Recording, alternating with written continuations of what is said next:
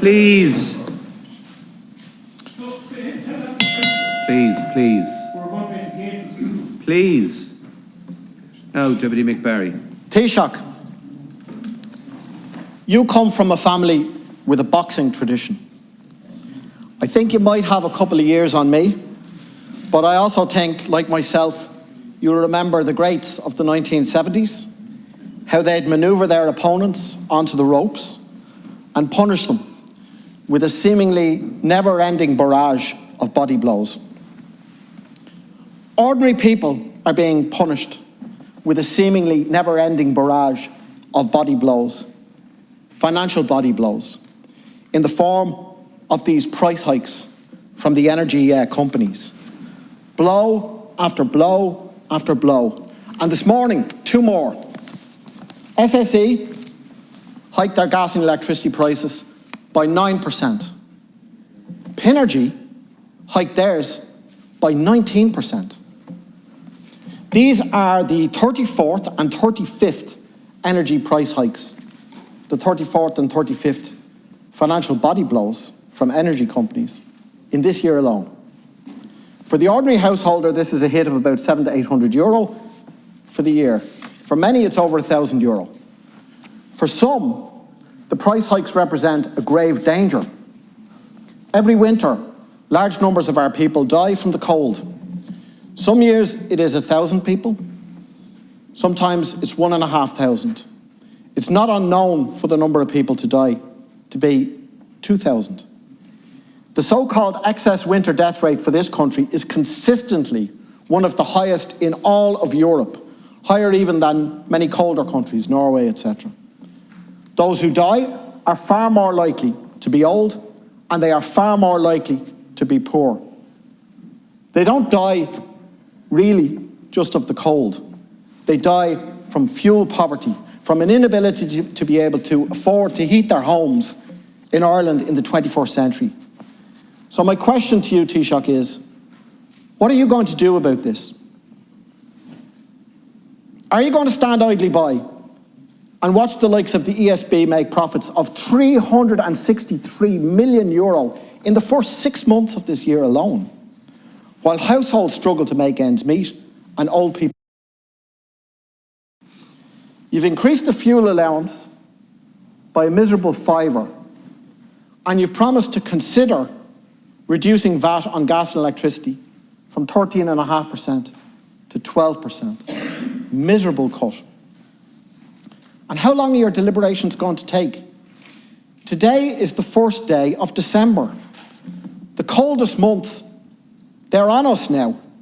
You need to act, and you need to act quickly. So my questions are, what are you going to do, Taoiseach? And when are you going to get around to doing it? Thank you, Deputy Barry. Taoiseach.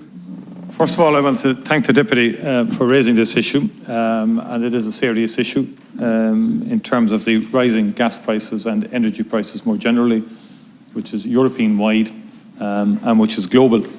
And in anticipation of that, we did increase the fuel allowance and brought in social protection set of measures in the budget designed to help people deal with this. And I just say help, it doesn't cover it in its entirety.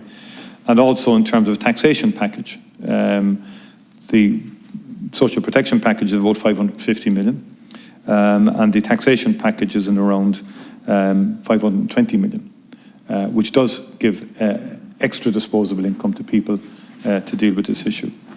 We are also looking at other measures that we're ascertaining to see if we can reduce the household bills, particularly the household energy bills and electricity bills for people, to see if we can do more in that regard. We do recognise that this is very, very challenging for many, many families. The budget was very much designed around that to try and help people with the cost of living. The European Union Central Bank are clear to us, they're still holding to the view that this is a temporary spike in energy prices that will reduce in the first half of next year, of 2022. And that is the view. In terms of VAT, and I've illustrated this before, we're not in a position to reduce that to zero or anything like that, as has been suggested. It just can't be done. And then because of the decisions we've already taken to opt for a lower rate of VAT in respect of energy more generally under European Union rules, or reduced rate already of VAT at 13.5% in energy prices cannot be reduced below 12%. If we were to attempt to reduce the rate to say 9% for a few months, the VAT rate would afterwards revert to the standard rate of 23%, because we would have got a derogation or exemption a long time ago in respect of the lower rate. I know other parties have suggested we go back to zero, go below, just simply can't. And I've been informed of that in terms of the EU frameworks that we operate under in terms of VAT. But we are looking at other ways to see if we can reduce the impact of this current increase in energy prices on household bills. Thank you, Taoiseach. Deputy Barry. Taoiseach, when older people are freezing in their homes this winter, are you going to knock on the door and tell them, it's all right, the European Central Bank says the spike is only temporary? I mean, get real here. There's need for action. You say it's a European-wide crisis. It is a European-wide crisis. Are you aware of the fact that under massive pressure from their populations, the governments in Spain and Greece, and I think now Italy, have implemented far-ranging measures to alleviate the pressures on the households? You went through what you've done. You mentioned one thing really only concretely, which was a fiver on the fuel allowance. I'll tell you a few things that you can do. You could bring in a tough maximum per unit rate for gas and electricity. You could increase the fuel allowance by €15 a week. You could make it more available. You could scrap the carbon tax, or at least stop the hikes for this year. You could get the money that is raised by the state on taxes on the electricity and gas bills and refund people.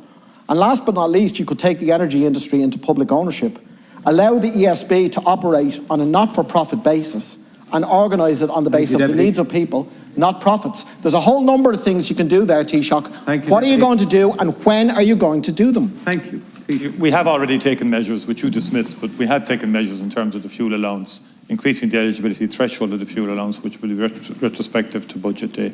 And also we have brought in a tax package that will help those that are above those income thresholds and who are working in terms of making a contribution to the current wave of energy costs. And we're looking at further measures to see if we can reduce the impact on household bills. I don't believe in your idea around the ESB. I think the ESB has been one of our most successful and effective semi-state bodies historically, and in respect of developing infrastructure and so on. And in my view, your proposals could actually make things worse over time. Crucially also, in terms of investment in retrofitting, which is a major agenda of this government, that will ultimately provide for a far more sustainable, low-cost energy environment for many homeowners into the future. We've already, as you know, in your own constituency, we've retrofitted quite a significant number of homes, and we can see it firsthand, the impact that has on energy bills of people on lower incomes in particular. Thank you very much, I think that should be acknowledged.